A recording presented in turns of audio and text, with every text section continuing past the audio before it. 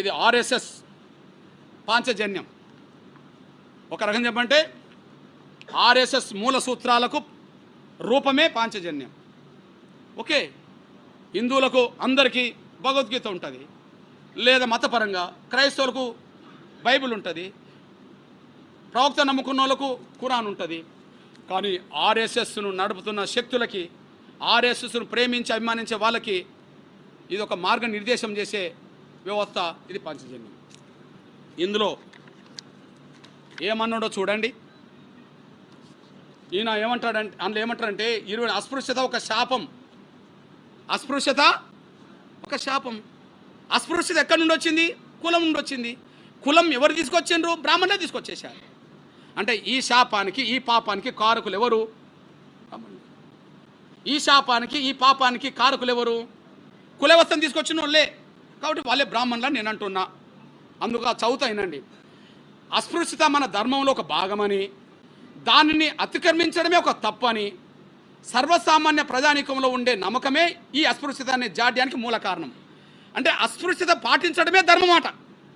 అట్లా నమ్మడము ఇది జరుగుతున్నది, అది తప్పు అని చెప్తున్నారు అని చెప్పి లాస్ట్కి ఏమంటాడు? అస్పృశ్యత వల్ల పీడిస్తున్న ఈ కలంకాన్ని రూపుమాపేందుకు శాయశక్తిలో మనం శ్రమించాలి అని చెప్తాడు. ఈ కలంకం మాత్రం అలాగే ఉండిపోవద్దని చెప్తాడు. కలంకం ఉండిపోయిందని చెప్తాడు. కలంకం ఉండిపోవాలని చెప్పిండా? అదే సమయంలో మీ అన్నగా 3వ సంఘ సంచాలకులు మీరు చూడండి, సామాజిక సమరస సాధన. నేను అంబేద్కర్ నుంచి ఆర్ఎస్ఎస్ వరకు చెప్తున్నా. నేను అంబేద్కర్ నుంచి ఆర్ఎస్ఎస్ వరకు చెప్తున్నా.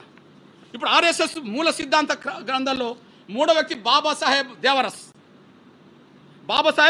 ఈయన గొప్పగా ఏం మాట్లాడతాడో ఒకసారి వినిపిస్తా చూడండి. ఈ విషయంలో తప్పంతా విదేశీయులదని చెప్పి మనం మన బాధ్యత నుండి తప్పించుకోలేము. ఈ విషయంలో తప్పంతా చెప్తాడు చూడండి. మన పతనానికి క్రైస్తవులను ముస్లింలను నిందించి మన బాధ్యత లేదని తప్పుకోలేము.